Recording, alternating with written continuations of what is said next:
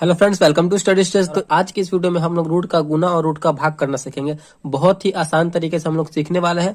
तो रूट का सवाल जो है, रूट का गुना आपको चार टाइप से पूछा जा सकता है। हमने यहाँ पे चार क्वेश्चन लिए हैं, चारों टाइप का। पहले टाइप में आपको पूछा जा सकता है, अगर रूट के अंदर सेम संख्या में रूट के अंदर सेम संख्या से गुना करना हो तो कैसे करेंगे। देखिए, यहाँ रूट के अंदर 2 है, गुने रूट के अंदर यहाँ पे 2, यानी रूट के अंदर सेम संख्या रहे तो हमें गुना करना हो सेम संख्या में तो कैसे करेंगे। बहुत ही सिंपल सा है। अगर रूट के अंदर सेम संख्या रहे तो, जैसे कि अगर रूट के अंदर सेम संख्या है तो रूट से रूट कैंसिल हो जाएगा, और रूट के अंदर जो संख्या रहेगा ना वही उसका आंसर हो जाएगा। यहाँ पे रूट के अंदर 2 है तो यहाँ पे रूट सिर्फ 2 ही आंसर हो जाएगा, रूट से रूट कैंसिल हो जाएगा। बहुत ही आसान सा है। देखिए, अगर एग्जाम्पल में एक और हम लेते हैं, जैसे कि अगर रूट के अंदर यहाँ पे जैसे कि अगर रहे 3 गुने रूट के अंदर 3, यानी रूट के अंदर सेम संख्या में रूट के अंदर सेम संख्या से गुना हो रहा है तो जो रूट के अंदर संख्या वही संख्या उसका आंसर हो जाता है, रूट से रूट कैंसिल हो जाता है। तो यहाँ पे कितना आंसर हो जाएगा, 3 हो जाएगा आंसर। आई होप आपको ये समझ में आ गया होगा। अगर रूट के अंदर सेम संख्या में गुना करेंगे तो रूट के अंदर जो संख्या है वही उसका आंसर हो जाएगा। ठीक, चलिए दूसरे टाइप में क्या हो सकता है कि दूसरे टाइप में भी रूट के अंदर सेम संख्या रहेगा, लेकिन और फिर उसके आगे भी संख्या रहेगा तो कैसे गुना करेंगे। तो उसके आगे देखिए 3 है इधर भी है और 3 इधर भी है, तो पहले हम 3 में 3 से गुना करेंगे तो कितना हो जाएगा, 9 हो जाएगा। जो उसके आगे संख्या रहेगा उसमें गुना करेंगे, 3 गुना 3 3 9। और देखिए गुना का साइन हो, क्योंकि 3√5 गुना 3√5, तो 3 के बीच में जो है ना ये गुना का चिन्ह है। तो यहाँ पे √5 है और √5 है, तो क्या दोनों सेम संख्या, तो 1 5 बाहर निकल जाएगा, रूट से रूट कैंसिल हो जाता है। तो 5 को बाहर निकालेंगे तो कितना हो जाएगा, 9 5 45 गुना के रूप में। तो यहाँ पे आंसर हो जाएगा 45। ठीक, एग्जाम्पल के तौर पर एक और ले रहे हैं, जैसे कि अगर यहाँ पे रहे 2√3 गुने √3 रहे, 2√3 गुने √3, तो यहाँ पे देखिए रूट के अंदर सेम संख्या है तो आपको क्या करना है, सिर्फ उसको वो लिख देना जो रूट के अंदर रहेगा वही लिख देना है, सेम संख्या है। अब देखिए इसके आगे 2 लगा हुआ है, √3 के आगे 2 लगा हुआ है और इधर √3 के आगे कुछ नहीं, इसका मतलब क्या 1 है। तो पहले इन दोनों में इसके सामने जो उसके आगे संख्या है उसमें गुना करेंगे तो 2 एकम 2 हो जाएगा। तो देखिए बीच में गुना का चिन्ह है तो गुना का चिन्ह दे देंगे, कितना हो जाएगा, 2 3 6 आपका आंसर। आई होप आपको ये समझ में आ रहा होगा। नेक्स्ट है, अगर जब हमें अलग रूट वाली संख्या में अलग रूट वाली संख्या से गुना करना, यानी रूट के एक में √7 है और एक में √2 है, मतलब यहाँ रूट के अंदर अलग संख्या है और इधर भी रूट के अंदर अलग संख्या है, तब कैसे करेंगे अगर अलग अलग संख्या हो तो। देखिए, तो हमें सबसे पहले एक बड़ा सा रूट लेना है और जो रूट के अंदर संख्या है वो लिखेंगे, फिर इधर भी जो रूट के अंदर संख्या है वो लिखेंगे और दोनों के बीच में हम गुना कर देंगे। 7 दूना 14 ही इसका आंसर हो जाएगा। आई होप आपको समझ में आ गया होगा। चलिए एक और एग्जांपल के तौर पर ले लेते हैं, जैसे कि इधर √3 है गुने √5, यानी रूट के अंदर अलग अलग संख्या में गुना हो रूट से तो कैसे करेंगे। तो हमें क्या करना है, अगर अलग अलग हो तो सबसे पहले एक छोटा बड़ा सा रूट ले लेंगे और रूट के अंदर जो संख्या है उसी रूट के अंदर हम गुना कर देंगे। 3 और 5 है तो गुने 5, कितना आंसर हो जाएगा, 3 5 15, रूट लगा हुआ है तो रूट लगा देंगे, तो यही √15 इसका आंसर हो जाएगा। आई होप आपको ये भी समझ में आ गया होगा अच्छे तरीके से। अगला है हमारा 2√3 गुने √9। देखिए, मतलब एक संख्या उसमें ऐसा भी होगा जिसका रूट निकलता हो। ठीक, तो यहाँ पे देखिए पहले हम जो रूट के आगे लगा हुआ है उसको गुना करेंगे, अगर रूट के आगे संख्या दिया हुआ है तो 2 इधर है रूट के आगे और इधर भी रूट के आगे 2 है, तो 2 दूना कितना हो जाएगा, 4। तो पहले यहाँ पे 4 लिख लेंगे और यहाँ पे √3 लगा हुआ है तो √3 का तो कोई वर्गमूल होता नहीं तो √3 लगा देंगे। अब देखिए, लेकिन इसका √9 का वर्गमूल होता है कितना, तो 3 होता है। देखिए √9 का वर्गमूल कितना होता है, √3 गुने 3 होता है, तो इसमें से 3 एक बाहर निकल जाएगा तो 3 हो जाएगा। तो यहाँ पे गुने इसका तोड़ेंगे तो 3 हो जाएगा। अब यहाँ पे देखिए, यहाँ पे संख्या में गुना हो जाएगा, रूट में गुना नहीं होगा, तो 3 में 4 से कर देंगे तो 4 3 12, √3 है तो √3, यही इसका आंसर हो जाएगा। तो आई होप आपको ये रूट का गुना जो है करना बहुत ही अच्छे तरीके से समझ में आ गया होगा। चलिए हम रूट का भाग करना सीखते हैं। तो अगला है हमारा रूट का भाग करना। तो यहाँ पे हमने 3 अलग अलग टाइप के क्वेश्चन लिए हैं, उनको सॉल्व करते हैं। अगर सेम रूट वाली संख्या में सेम रूट वाली संख्या से भाग देना हो तो उसका आंसर कितना होगा और कैसे सॉल्व करेंगे। देखिए यहाँ पे है √2, रूट के अंदर ऊपर भी 2 है, रूट के अंदर नीचे भी 2 है। अगर सेम रूट में सेम रूट वाले से भाग करना हो तो क्या हो जाएगा, सिंपल उसका वो आपस में ये कट जाएगा, कितनी बार में, तो एक बार में, यही इसका आंसर हो जाएगा। अगर जैसे कि √7 में √7 से भाग करना हो, देखिए सेम संख्या है तो बटे में सेम है ऊपर भी सेम है तो ये एक बार में कट जाएगा, तो यही एक इसका आंसर हो जाएगा। ये भी समझ में आ गया होगा कि अगर सेम रूट वाली संख्या से सेम रूट वाली संख्या में भाग करेंगे तो उसका आंसर हमेशा कितना आएगा, तो 1 आएगा। ठीक, नेक्स्ट हमारा दूसरा टाइप है, अगर रूट के अंदर सेम हो लेकिन उसके आगे कोई संख्या लगा हुआ हो तो कैसे करेंगे। देखिए ऊपर में है 2√3 में हमें कितना से भाग देना है, तो √3 से भाग देना है। देखिए 2√3 यानी 2 के गुना में √3 लगा हुआ है, नीचे √3 है, तो ये आपस में सेम है कि नहीं, तो ये कट जाएगा आपस में। कितना बचा, 2 बचा। आपस में कितनी बार में कटा, तो एक बार में कटा है। 2 में 1 से गुना करेंगे तो 2 ही होगा, यही इसका आंसर हो जाएगा।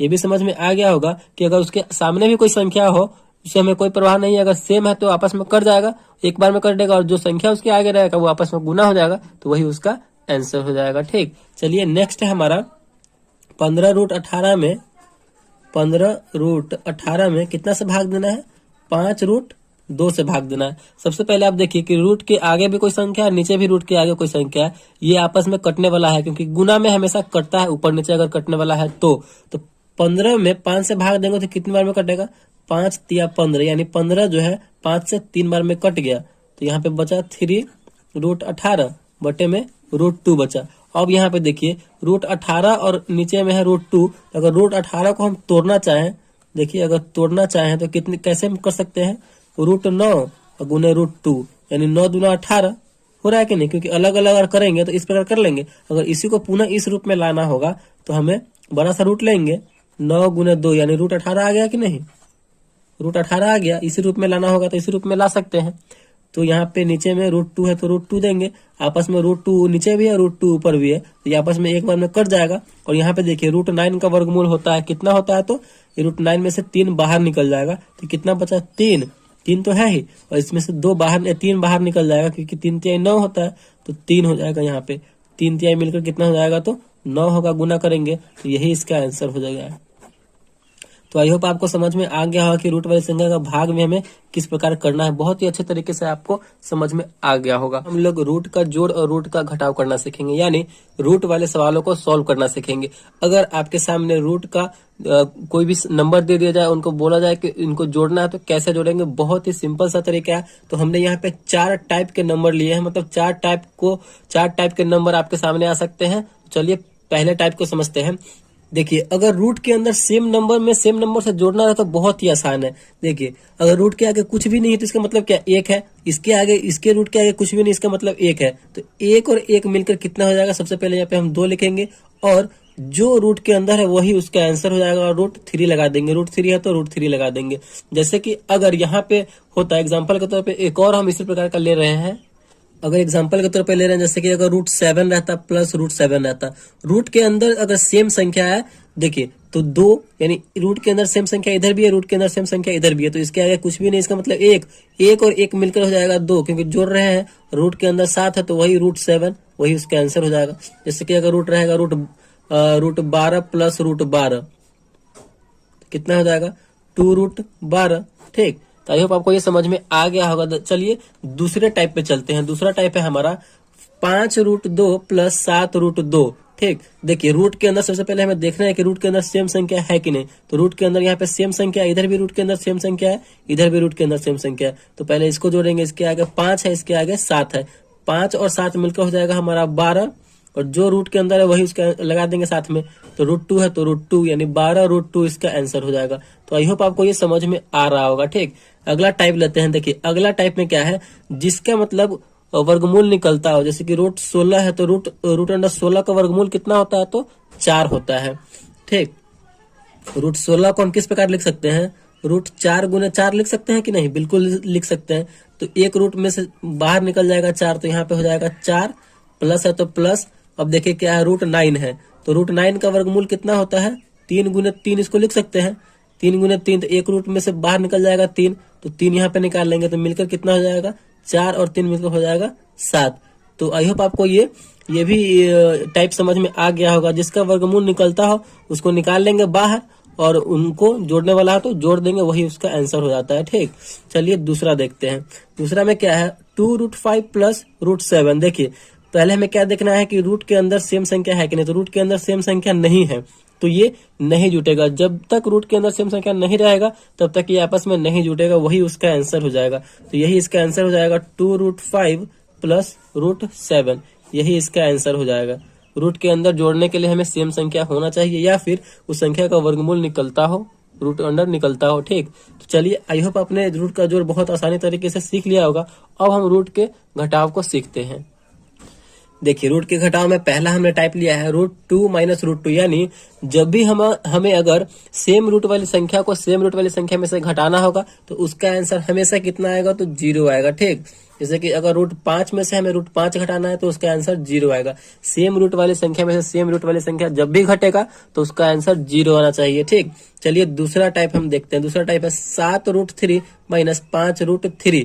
उसके आगे यहाँ पे 7 लगा हुआ है, इसके आगे यहाँ पे कितना लगा हुआ है, तो 5 लगा हुआ है। ठीक, तो 7 में से 5 घटेगा तो कितना बचेगा हमारा, पहले 2 बचेगा, और साथ में √3 लगा हुआ है तो √3 लगा देंगे। यानी 7√3 में से 5√3 घटेगा तो कितना बचेगा, 2√3 बचेगा। इसके आगे तो कुछ भी नहीं था, 1 था, इसका मतलब कुछ भी नहीं था तो इसके आगे 1 था, तो 1√3 में से 1√2 में से 1√2 घटेगा तो कितना बचेगा, ऑब्वियसली 0 बचेगा।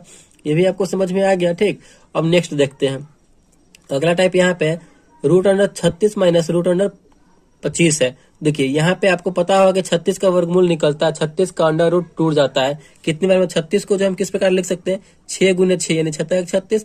अब 25 को कैसे लिख सकते हैं, 5 गुने 5, यानी यहाँ से एक रूट में से मतलब रूट में से एक 6 जो है बाहर निकल जाएगा, बाहर निकाल लिया, माइनस है तो माइनस, यहाँ पे रूट अंडर में से 2 5 है तो 1 5 बाहर निकल जाएगा तो कितना बचेगा, 5। 6 में से 5 घटेगा तो 1 बचेगा। यानी जिसका वर्गमूल निकलता है उसको और उसका वर्गमूल निकाल लेंगे, और जो घटाने वाला तो फिर घटाएंगे, जो आंसर होगा वही उसका आंसर आ जाएगा। ठीक, चलिए अगला टाइप देखते हैं। अगला टाइप यहाँ पे 12√5 माइनस 3√2। सबसे पहले यहाँ पे तो रूट के अंदर सेम संख्या है ही नहीं। देखिए घटाने के लिए हमें क्या करना होगा, रूट के अंदर सेम संख्या होना चाहिए। अगर रूट के अंदर सेम संख्या नहीं है तो वो नहीं घट पाएगा। तो यहाँ पे जैसे कि रूट के अंदर इधर 5 है, रूट के अंदर इधर 2 है, तो ये नहीं घटेगा। यही इसका आंसर हो जाएगा 12√5 माइनस 3√2, यही इसका आंसर हो जाएगा। घटाने के लिए या फिर जोड़ने के लिए हमें रूट के अंदर सेम संख्या होना बहुत ही जरूरी है। तो आई होप आपको जो है ये अच्छे तरीके से समझ में आ गया होगा। अगर वीडियो आपको अच्छा लगा और पसंद आया तो प्लीज वीडियो को एक लाइक कीजिएगा, और चैनल पर नया है तो चैनल को सब्सक्राइब जरूर कीजिएगा। Thank you.